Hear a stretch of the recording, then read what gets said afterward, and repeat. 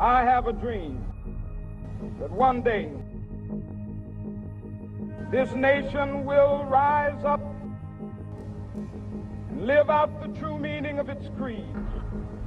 We hold these truths to be self-evident, that all men are created equal. These are people, these are human beings, and just because of the color of skin doesn't make them a criminal. There was a saying that I heard the other day is that police officers in the affluent community protect. Police officers in middle-class communities serve, but police officers in African-American communities, they lock up. And I thought, you know, that's a stigmatism out there that needs to change. Hey, boss. Hey, boss. Get on the ground! Every time that there's a law enforcement officer who is caught on camera doing something he or she shouldn't be doing, or every time that a law enforcement officer uses force that may be controversial, it creates the opportunity to have dialogue. This is a serious problem, an epidemic of police violence that we've got to confront. And there are people all across America who understandably have lost a lot of faith or never had any faith in the ability of the criminal justice system to provide equal protection under the law. That's not just a phrase. Those aren't just words. That's the 14th Amendment of the United States Constitution. Life is a precious gift that only God gives. It means to me that all lives matter, whether it's black, white, purple, or green, or brown. And as a nation, we need to try to make sure that we do things to make sure that all lives matter. We need to treasure and value life a lot more than we do. We'll never solve race relations until we have a friend who's of a different race. And befriend them and listen to their stories. Listen to their stories so long that you could actually tell their story from their perspective.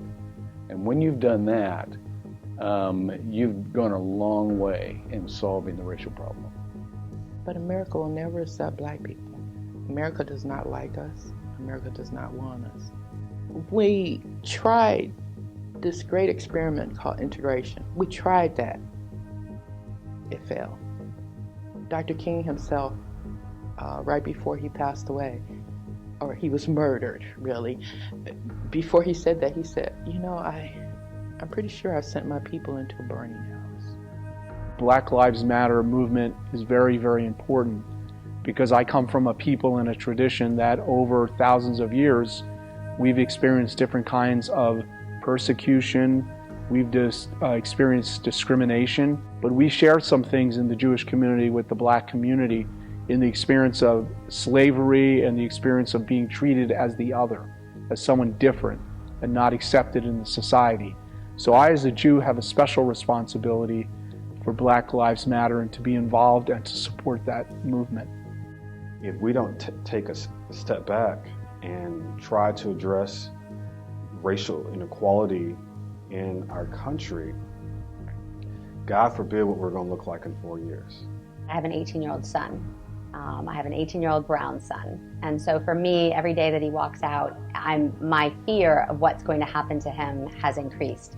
The fact that I'm concerned now that if he gets pulled over by an officer, that there would be some additional questioning that would take place because there's a level of fear, I think, out there that could cause him to be in a situation that he doesn't deserve to be in.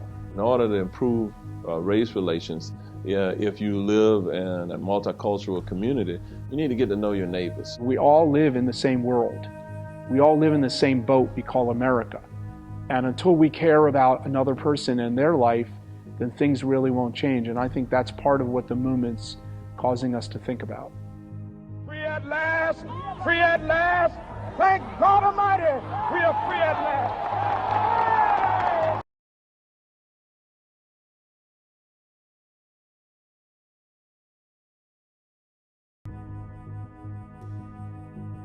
What sort of advice would you give others?